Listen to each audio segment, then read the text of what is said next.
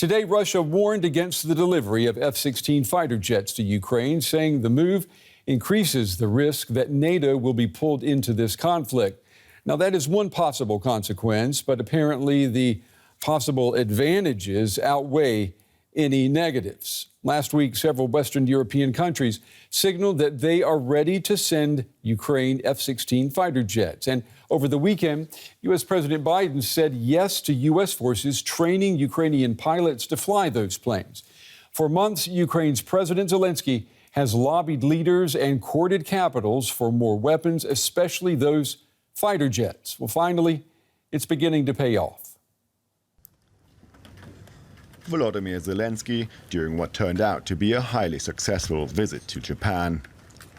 Since the start of Russia's invasion, the Ukrainian president has had one consistent message for his Western allies: more weapons for Ukraine. At the G7 summit in Hiroshima, a long-held ambition came true: overcoming US resistance to supplying Ukraine with F-16 fighter jets.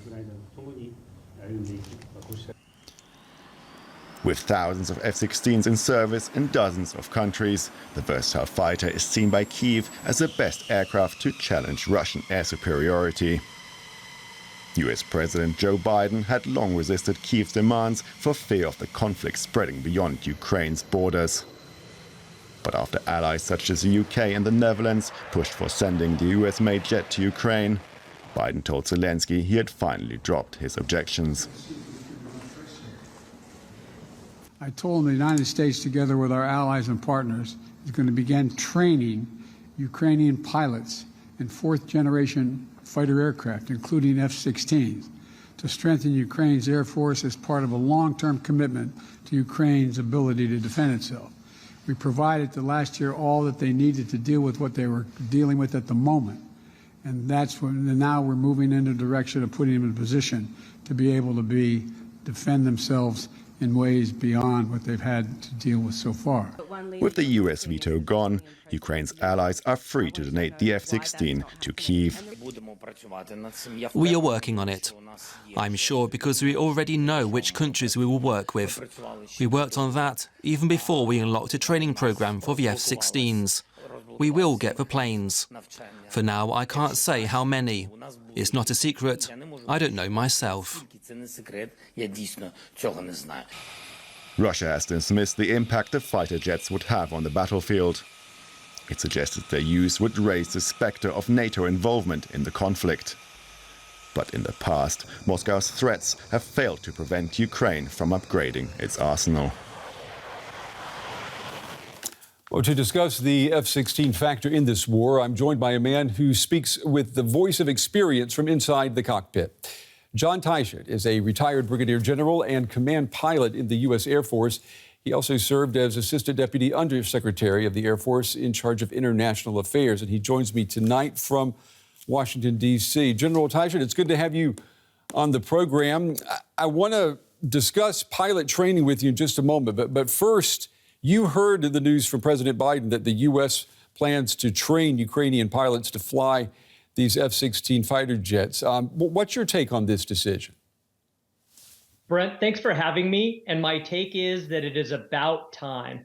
These are extremely capable systems. They are Western-capable aircraft with Western weapons and Western supply lines. And I think that these capabilities can ultimately help tip the tide and turn the tide there in Ukraine. And I think even more importantly, they provide a long-term commitment of the West and of America to sustain and support Ukraine, not just for the immediate fight, but for decades to come. You know, we've heard that perhaps Norway, Denmark, the Netherlands, Belgium, Poland, that maybe they will send their F-16s to Ukraine. I think I've seen numbers, maybe 30 in total. How significant is this number vis-a-vis the Russian Air Force?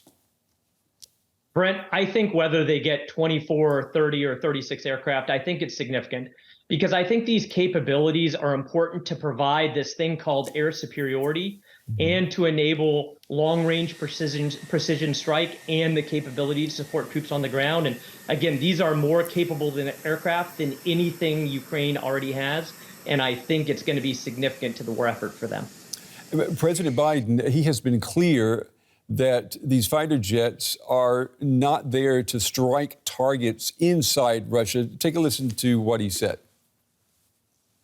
I have a flat assurance from Zelenskyy that they will not use it to go on and move into Russian geographic territory. But wherever Russian troops are within Ukraine in the area, they would be able to do that. All right, so we're going to have to take the Ukrainians, President Zelenskyy there, on his word. But over Ukrainian territory itself, can Western jets, can they give Ukraine dominance of their own airspace? Brent, first of all, we've got to realize that these systems and these capabilities aren't going to arrive overnight. I think at best case, they could be there in October, long after this counteroffensive that we're waiting on is done. But I do think over the course of time, by providing Ukraine the freedom to attack as they desire from the air, and freedom from attack from Russian capabilities through the air, and then that long-range precision strike capability and the close air support to troops on the ground, I think that this could turn the tide for the Ukrainians over the long term in this war. And just talking about the capabilities of the F-16, I mean, we know that, for example, in Kyiv, the capital city, they have an air defense system that's been repelling airstrikes from Russia. The F-16s would also be able to intercept missiles, correct? So to some extent, yes, certainly aircraft and some missiles, but you don't just rely on one system to provide yourself air defense. You do something that's called layered defense. And so you do have those Patriot systems and some other air defense systems that are ground-based, but you could absolutely supplement those systems by having F-16s as airborne capability to defeat Russian aircraft and Russian missiles, especially cruise missiles, through the air. Okay. General, you're a man with experience. Talk to me about how you learned to fly an F-16. I mean, how long did it take you in an ideal situation, obviously when you're not in the middle of a war, but how long did it take you to earn your wings? Brett, that's a great question. Normally you take these newly commissioned officers and it takes them about 13 months to become basic pilots. And then they go on to whatever their aircraft is going to be. And it takes them another 6 months to get basic qualified. And then it takes another 3 months or so to get combat qualified. So all said and done, that's about 2 years. But we're not just starting with Ukrainian pilots that have never flown before. These are experienced, highly combat experienced pilots from Ukraine. And even in just the trial that we ran in the United States in an F-16 simulator over the last few months, these experienced Ukrainian pilots were able to become combat capable in an F-16 in less than 4 months. Wow. So while it may be the case that it takes longer than that for a green pilot, these are extremely experienced pilots, and I believe they'll learn much faster than that. Wow, okay. Yeah, well, that could mean like maybe by the end of the summer then we could have them flying. I want to talk about the reaction from Russia. Russia is accusing the West of escalating this conflict. Russia's ambassador to the U.S., Anatoly Antonov, posted this on Telegram today. I want to read this for our viewers. It says, "There is no infrastructure for the operation of the F-16 in Ukraine, and the needed number of pilots and maintenance personnel is not there either. What will happen if the American fighters take off from NATO airfields controlled by foreign volunteers?" So Brent, yeah, I think the basis for that question is that the Russians are trying to deter us from providing these capabilities to the Ukrainians. But just like any of these other systems we've provided to them, the Abrams tanks or the Leopard tanks or the Patriot air defense systems, it isn't just the system and the operator that's important, but it's the sustainability of those capabilities, the maintainers that allow those capabilities to work day in and day out. And we will help them create that type of a system for the F-16s. And they have amazed us with their ability to sustain capabilities. I do think that launching out of NATO airfields is fraught with risk because it could be seen absolutely as an attack by NATO on Russian forces.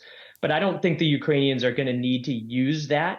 they're going to learn how to sustain and maintain these capabilities within Ukraine very easily because they've demonstrated that in the past. Let me just ask you, too, before we run out of time, we've got the battle tanks on the ground that are coming from Western Europe and the U.S. Now we're talking about F-16 fighter jets. Is this going to be a tipping point that's going to allow Ukraine to win, to end this war sooner rather than later?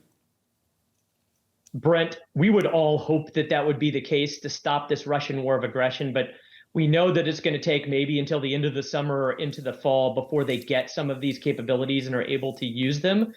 But I think it's significant in two different ways. Number one, it's significant because it is demonstrating this long-term commitment of the West to support Ukraine beyond the counteroffensive. And I think it ties them into the Western way of war for 2 to 3 decades in a way that no other system would do. And I think that is significant in our long-term commitment to them, to integrate and interoperate with them.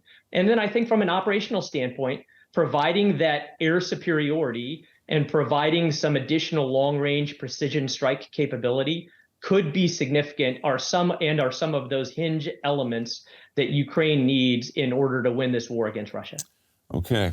Well, General, we appreciate your analysis tonight. And I should say newly retired Brigadiere General John Teichert tonight. You look very young to be of a long-time retired general. It's good having you on the show tonight. Thank you. Thank you, Brent. Appreciate it.